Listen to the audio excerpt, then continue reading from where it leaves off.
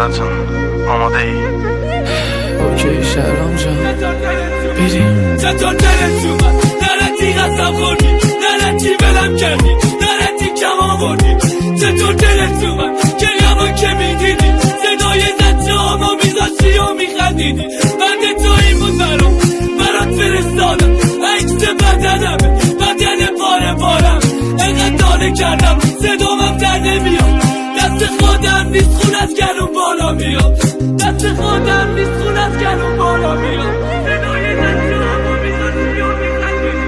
بگو خوابه نرتی بزن در گوشه، بگو خوابه بغلم کن بگو این چنه میرم همه ی بدنم میرسه. بگو این عکسا عکس حرفای دنیا به زندگی ما دوتا چشم زدیم و لعنت به چشم بی حیا همه رو برام فرستادم، هم صدات هم حرفات هم اشکیری. شاید تو این بود برام لباسای تلوار، بدن پاره جای خون رو در و دیوار. اینم از بحث خونه زندگی میرادت بود دبای اتاق دستیگاه. ببین دلت که میسوزه علکی گریه نکن، علکی هجا شده نیا. از صدای گریه هم همه تهران خسته شد، حتی افزایه یه دیوار به دیوار. حلالت همه ی دلتنگیام برو که نمیخوامت، حلالت همه ی بدبختیام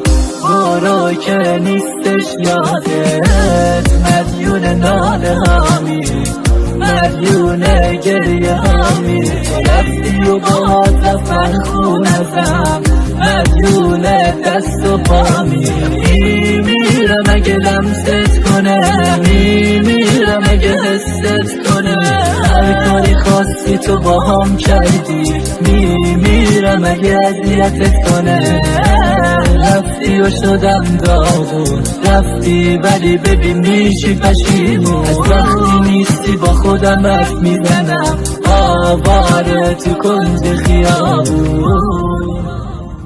حلالت همه ی دلتنگیام حلالت همه دلتنگیام. میلاد راستاد فیت علی را تنظیمم که همیشه شهرام جان مرسی. اینجام که صدر کارد مدیون دست و پامی. میمیرم اگه لمست کنه، میمیرم اگه حست کنه، هر کاری خواستی تو با هم کردی.